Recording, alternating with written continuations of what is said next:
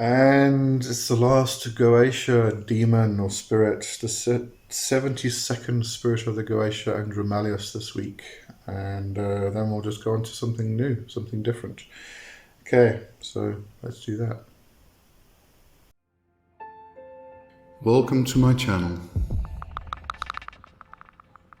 You are entering the world of magic and mysticism with your host, Lee W. Johnson.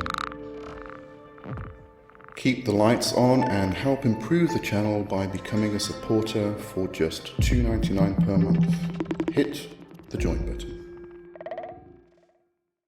Alright, Andromalius. Date is March 11th to the 20th, direction south, tarot is the 10 of cups, planet Mars, metal iron, element fire, color red, plant wormwood, incense dragon's blood, zodiac 20 to 30 degrees Pisces, other is copper or silver, and the M is Tassa Fubin Andromalius on Ka. Alright, so the Goetia.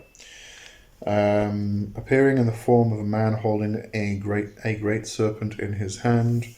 His office is to bring back both a thief and the goods which be stolen, and to discover all wickedness and underhand dealing, and to punish all thieves and other wicked people, and also to discover treasures that he hid. Now, there's going to be interpretations of what that means, treasures that he hid. Whether it is the spirit that hid the treasures, or whether it is the people, the thieves, that hid the treasures.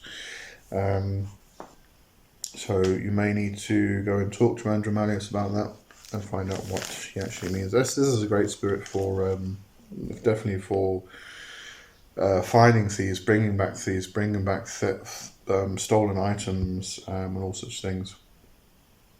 Alright, so Connolly says, works well for execration and protection.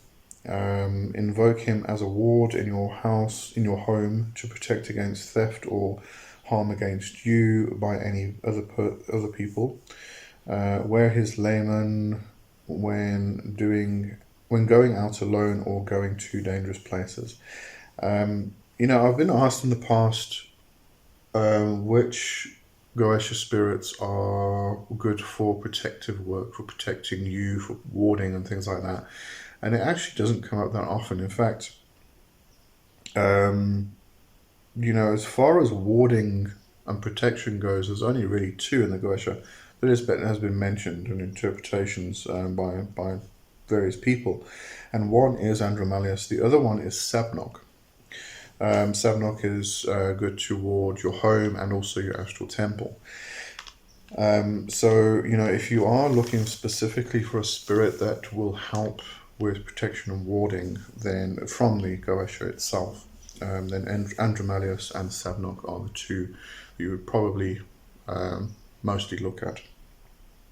Okay, so Myrtle Wake has a lot of information about mention of Andromalius in various texts and plays, fiction writings, and such things. I'm not going through all of them, but there are a couple that I found quite interesting.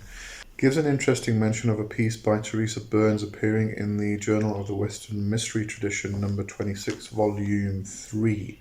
Who states that in 1529, Sir William Stapleton wrote to Cardinal Wolsey about a group who had tried to conjure Oberon to help them find buried treasure. Within the account of this, it is mentioned that the nearby parson of, I think that's Lessingham, in quotes, had bound a spirit called Andrew Malchus.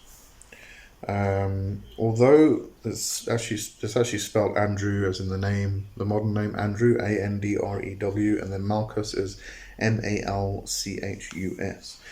Although Burns suggests that this Andrew Malchus is Andromalius, others state that it is Andrialphus. So I kind of like the name Andrew Malchus, but whether it is Andromalius or Andrialphus, or completely different spirit, who knows? But I kind of enjoy that name. Also mention of Andromalius in Lon Milo Duquette's book, My Life with the Spirits, recalling the work done with Andromalius to get back his friend's stolen car.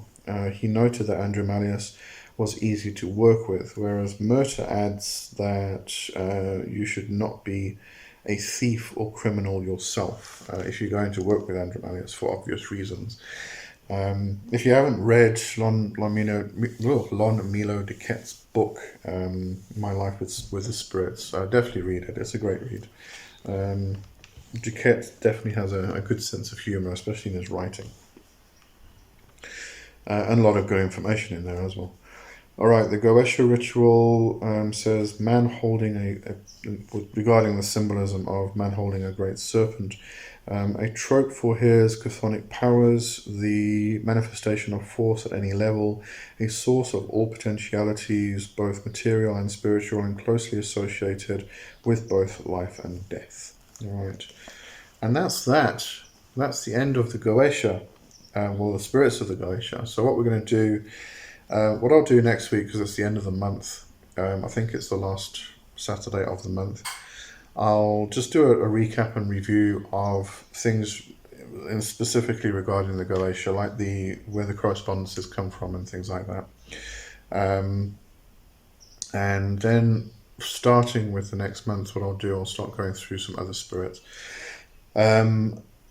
I'm not sure what order it's going to go in. I'll probably start with the demonic divinities, the 9 demonic divinities. I have covered some of them, such as Lucifer, Leviathan. I've spoken about Satan a lot as well. I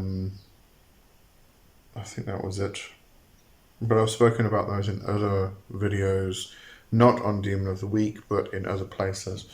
So what I'll do is, I don't want to kind of repeat that information or get repetitive too much.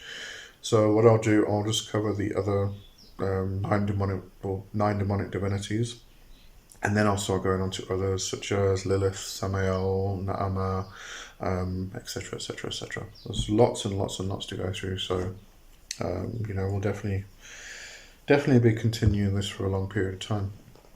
Okay. So that's it for the Goetia, and I'll see you next week with some more stuff. Okay, have a good one. Cheers for now. Bye bye.